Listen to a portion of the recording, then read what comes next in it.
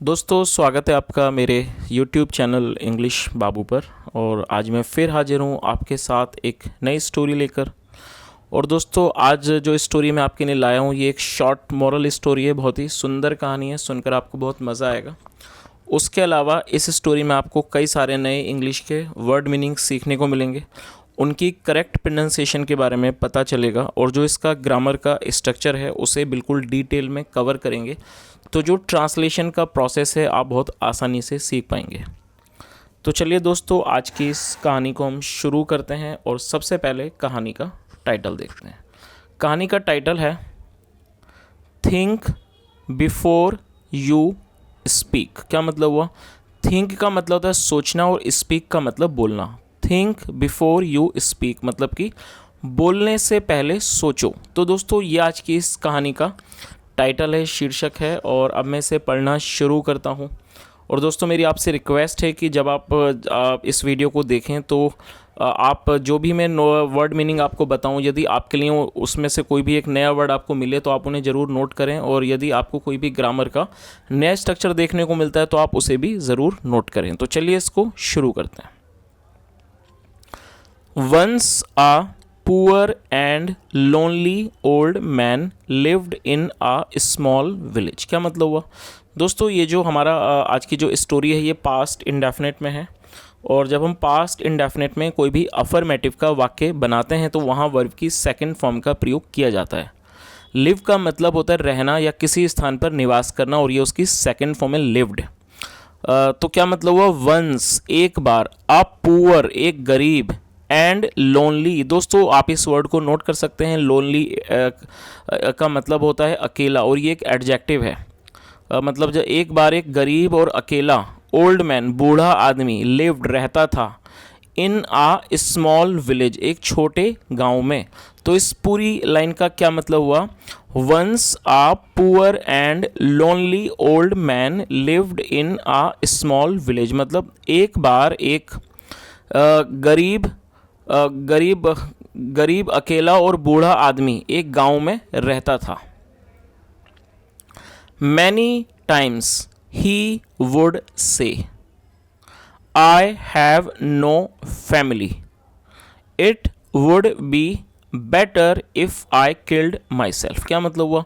दोस्तों आप इस वाक्य में देख रहे हैं कि यहाँ पर वुड का प्रयोग किया गया है। तो मैं आपको बताना चाहूँगा, जब हम पास्ट में कोई भी ऐसे वाक्य बनाते हैं जहाँ पर हम पास्ट में किसी भी चीज़ को शो करते हैं कि हम इस काम को किया करते थे, राजू वहाँ जाया करता था, मैं खेला करता था, जब आप इस तरह के वाक्य बनाएंगे जहाँ पे लास्ट में करता करती करते आएगा तो वहाँ पर वुड का प्रयोग किया जाता है हेल्पिंग ऑफ के रूप में। और दोस्तों वुड का प्रयोग ज़्यादातर स्टोरीज़ में ही किया जाता है जब हम पास्ट में किसी चीज़ के बारे में बताते हैं। तो इस लाइन का क्या मतलब हुआ? मैनी टाइम्स मतलब कई बार या अनेकों बार, कई बार। ही वुड से मतलब वह बोलता।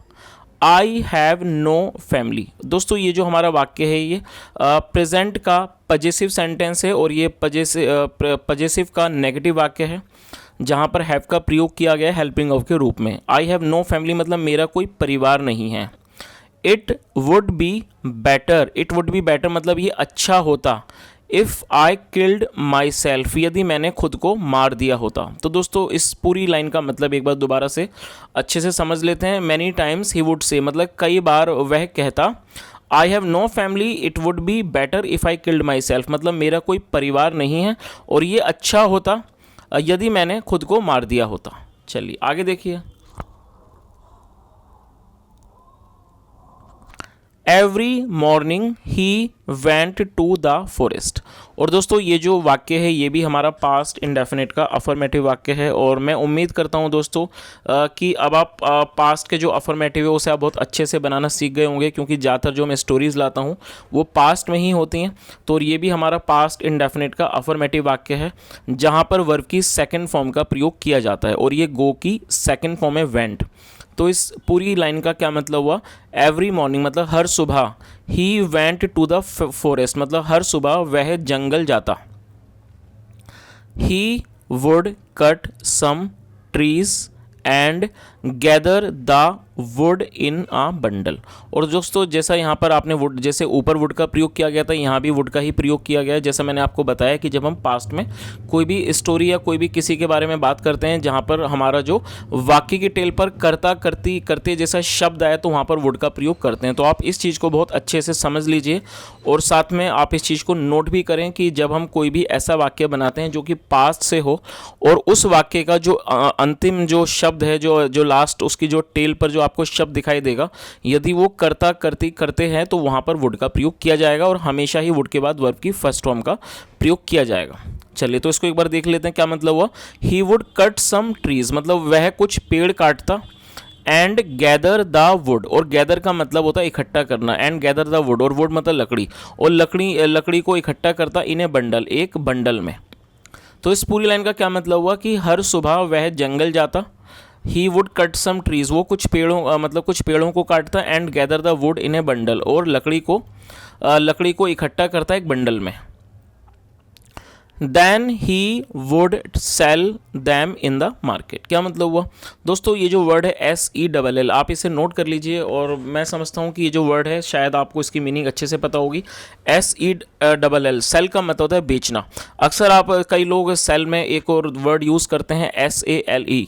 तो दोस्तों यहाँ पर मैं आपकी जानकारी के लिए आपको बता देता हूँ SALE ये भी एक शब्द है जिसे हम सेल प्रोनाउंस करते हैं, लेकिन आपको ये चीज़ याद रखनी कि SALE ये सेल जो है वो एक वर्ब नहीं है, वो एक नाउन है जिसका मतलब होता है बिक्री। लेकिन बिक्री करना नहीं, बिक्री करना या फिर बेचने के लिए हमें SELL का प्रयोग करना होता है जो कि एक वर्ब है। तो आप इस चीज़ को भी नोट कर लीजिए। तो क्या मतलब हुआ, then he would sell them, और ये जो दैम है वो ऑब्जेक्ट है और ये जो दैम है वो लकड़ियों के लिए प्रयोग किया गया है। ये एक प्रोनाउन है। प्रोनाउन का मतलब होता है जब हम किसी वस्तु की जगह पर किसी दूसरे शब्द का इस्तेमाल करें तो उसे प्रोनाउन कहते हैं। तो इसका क्या मतलब हुआ, then he would sell them, फिर वह उनको बेच देता इन द मार्केट, बाजार में। तो इस पूरी लाइन का क्या मतलब हुआ, then he would sell them in the market, मतलब फिर वह उनको बाजार में बेच देता। चलिए आगे देखिए।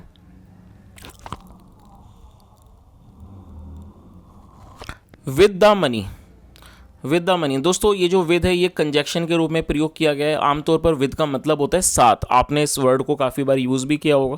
अक्सर आपने शादी के कार्ड्स में देखा होगा, जो इनविटेशन कार्ड्स होते हैं उसमें विद फैमिली लिखा होता है। विद फैमिली का मतलब होता है परिवार सहित। विद का मतलब आमतौर पर साथ ही होता है, ये हमने बचपन में सीखा है स्कूलों में। लेकिन विद एक कंजक्शन के रूप में भी प्रयोग किया जाता है। तो जब इसका कंजक्शन के रूप में प्रयोग किया जाता है तो इसका मतलब हो जाता है से। तो आप इस चीज़ को भी याद रखें। तो क्या मतलब होगा, विद द मनी, तो यहाँ पर पैसों के साथ नहीं होगा इसका मतलब होगा विद द मनी, पैसों से।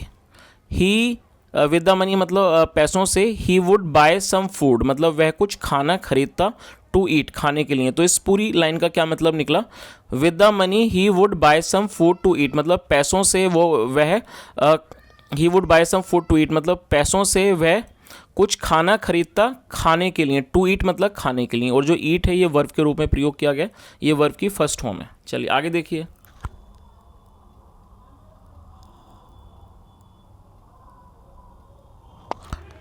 वंस मतलब होता है एक बार। Once he had high fever. दोस्तों ये जो हमारा वाक्य है आप इसे भी नोट करें, ये हमारा पास्ट का पजेसिव सेंटेंस है। पजेसिव का मतलब होता है जब हम ऐसा वाक्य बनाएं जहाँ पर हम ये शो करते हैं कि किसी के पास कुछ पास्ट में कुछ था। तो इस तरह का जो वाक्य है वो पास्ट का पजेसिव वाक्य कहलाएगा। यदि वो प्रेजेंट में है तो वहाँ पर हैज़ हैव का प्रयोग होगा हेल्पिंग ऑफ के रूप में, और यदि वो पास्ट में है तो वहाँ पर हैड का प्रयोग किया जाएगा हेल्पिंग ऑफ के रूप में। तो यहाँ पर हैड का प्रयोग किया गया। तो इस लाइन का क्या मतलब हो, once he had high fever, मतलब एक बार उसे तेज बुखार था। फीवर का मतलब बुखार और हाई मतलब तेज। तो इस पूरी लाइन का क्या मतलब हुआ, once he had high fever, मतलब एक बार उसे तेज बुखार था। बट लेकिन he still went to work. दोस्तों STILL स्टिल इसको पढ़ा जाता है, और आप इसके मतलब को आप इसकी जो मीनिंग है उसे नोट कर लीजिए। स्टिल का मतलब होता है अभी भी और फिर भी। यदि आप इसको आप दोनों तरीके से यूज़ कर सकते हैं। इसके दो मतलब होते हैं, अभी भी और फिर भी। तो यहाँ पर इसको फिर भी के रूप में प्रयोग किया गया। तो क्या मतलब हुआ, but he still went to work, लेकिन वह फिर भी काम पर गया। बिकॉज क्योंकि, इफ़ यदि, ही वुड नॉट गो यदि वो नहीं जाता, देन फिर, ही would not get the money मतलब उसे पैसे नहीं मिलते, पैसे प्राप्त नहीं होते, फॉर फूड भोजन के लिए, खाने के लिए, एंड मेडिसिन दवाइयों के लिए। तो दोस्तों यहाँ तक आपको यह कहानी अच्छे से समझ आ गई होगी और आपको इसका मतलब भी पता लग गया होगा। जैसा हमने देखा कि इसमें लिखा था कि वो पैसों से खाना खरीदता खाने के लिए, और जब उसे एक बार बहुत तेज़ बुखार था फिर भी वह काम पर गया। तो यहाँ पर स्टिल का मतलब है फिर भी वह काम पर गया। क्यों? क्योंकि because if he would not go, यदि वो नहीं जाता, then he would not get the money for food, तो उसे पैसे नहीं मिलते, प्राप्त नहीं होते खाने के लिए एंड मेडिसिन और दवाइयों के लिए। चलिए आगे देखिए। एज जैसे कि he was carrying back the, as he carrying back the bundle of wood. Carrying back का मतलब क्या मतलब हुआ? As he was carrying back the bundle of wood, मतलब जब वे जो लकड़ी के इस बंडल को, गट्ठर को वापस लेके आ रहा था, ढोके, और कैरी का मतलब होता है ढोके लाना, की चीज़ को ढोके ला रहा था। ही सैड उसने कहा, अगेन उसने, ही सैड अगेन उसने दोबारा कहा, I have no one to help me, मतलब मेरे पास कोई नहीं है, टू हेल्प मी मेरी मदद करने के लिए। आई विश मतलब मैं ऐसी इच्छा करता हूँ, आई विश यमराज, यमराज से, I wish Yamraj takes me away, और मैं इच्छा करता हूँ कि जो यमराज हैं वो मुझे ले जाएं। टेक्स मी अवे मतलब वो मुझे ले जाएं। चलिए आगे देखिए। Yamraj the Lord of the death was passing by. दोस्तों ये जो हमारा वाक्य है ये हमारा पास्ट कॉन्टिन्यूस का सेंटेंस है। जब हम किसी भी वाक्य में वॉज या वर्ब का प्रयोग करते हैं हेल्पिंग वर्ब के रूप में और साथ में वर्ब की फोर्थ फॉर्म का प्रयोग करते हैं, तो ये हमारा जो वाक्य है वो पास्ट कॉन्टिन्यूस का वाक्य कहलाता है, जिसकी टेल पर रहा था, रहती, रहते जैसे शब्द आते हैं। तो ये हमारा पास्ट कॉन्टिन्यूस का सेंटेंस है और आप इसको नोट कर सकते हैं। पास बाय का मतलब होता है होकर गुजरना। जब हम कहीं से होके गुजरते हैं तो होके गुजरने के लिए पासिंग बाय, पास बाय का यूज़ किया जाता है और ये फोर्थ में पासिंग बाय। तो इस लाइन का क्या मतलब हुआ? यमराज मतलब यमराज हैं द लॉर्ड ऑफ डेथ, जो कि मृत्यु के स्वामी हैं, जो मतलब कि मृत्यु के मौत के जो स्वामी हैं, वॉज पासिंग बाय वो वहाँ से गुजर रहे थे। He heard the old man's voice, और यहाँ मैन के बाद एपेस्ट्रोफी एस का प्रयोग किया गया है, जिसका मतलब होता है का, के, की। तो क्या मतलब हुआ? ही हर्ड, और ये हियर की सेकंड फॉर्म है, he heard the old man's voice, मतलब फिर क्या मतलब हुआ इस लाइन का? He heard the old man's voice, उन्होंने उस बूढ़े आदमी की आवाज़ को सुन लिया। सो इसलिए he appeared before the old man, और बिफोर का मतलब होता है सामने, बिफोर का मतलब पहले भी होता है और यहाँ पर इसका मतलब है सामने, और अपीयर का मतलब होता है प्रकट होना, और ये सेकंड फॉर्म है। तो क्या मतलब हुआ इस लाइन का? सो इसलिए he appeared before the old man, मतलब वह बूढ़े आदमी के सामने प्रकट हुए। एंड आस्क्ड हिम, और उसको कहा, to accompany him to heaven with him. तो इस पूरी लाइन का क्या मतलब हुआ? So he appeared before the old man, इसलिए वो बूढ़े आदमी के सामने प्रकट हुए। And asked him to accompany, accompany का मतलब होता है किसी के साथ जाना, और उसको साथ चलने को कहा, टू हेवन स्वर्ग, विद हिम उन अपने साथ, इफ़ ही विश्ड यदि उसकी इच्छा हो। चलिए आगे देखिए। बट लेकिन द ओल्ड मैन सैड, लेकिन जो बूढ़ा आदमी था उसने कहा, oh I was only asking for some help. और दोस्तों आस्क का मतलब पूछना होता है, और आपको ये चीज़ याद रखनी है कि यदि आस्क के साथ आप फॉर भी जोड़ देंगे तो उसका मतलब हो जाएगा मांगना। तो क्या मतलब हो जाएगा? Oh I was only asking for some help, मतलब मैं सिर्फ कोई मदद मांग रहा था। सम हेल्प मतलब मैं किसी तरह की, या मैं कोई मदद मांग रहा था।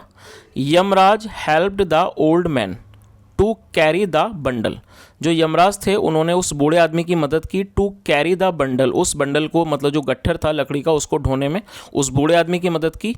एंड लाफ्ड टू हिमसेल्फ, और हिमसेल्फ का मतलब होता है मन मन में। तो क्या मतलब हुआ? एंड लाफ्ड टू हिमसेल्फ, और वो मन ही मन मुस्कुराए। चलिए दोस्तों अब इस कहानी का जो मॉरल है वो भी एक बार देख लेते हैं। मॉरल क्या है इसका? Do not curse your condition. दोस्तों कर्स को आप नोट कर लीजिए, ये इसकी मैं आपको मीनिंग बताता हूँ, आप इसे नोट कर लीजिए। कर्स का मतलब होता है किसी को अभिशाप देना, कोई बद्दुआ देना, कोसना, उसे कर्स कहा जाता है और ये एक वर्ब है। तो इस लाइन का क्या मतलब हुआ? डोंट कर्स योर कंडीशन, मतलब अपनी कंडीशन को, अपनी स्थिति को मत कोसो। तो दोस्तों ये आज की एक बहुत छोटी सी कहानी थी और एक छोटे साथ में मज़ेदार भी थी, और मैं उम्मीद करता हूँ कहानी आपको अच्छी लगी होगी। और यहाँ मैंने अपनी तरफ से पूरी कोशिश की है आपको हर वर्ड की मीनिंग बताने की, साथ में ट्रांसलेशन के प्रोसेस को समझाने की। यदि आपको आज की कहानी अच्छी लगी हो, मेरा पढ़ाने का प्रयास भी अच्छा लगा हो, तो आपसे रिक्वेस्ट है वीडियो को ज़रूर लाइक करें। वीडियो अगर अच्छी ना लगी हो तो ज़रूर डिसलाइक करें। और दोस्तों, यहाँ तक सुनने के लिए thank you so much. Have a nice day and bye.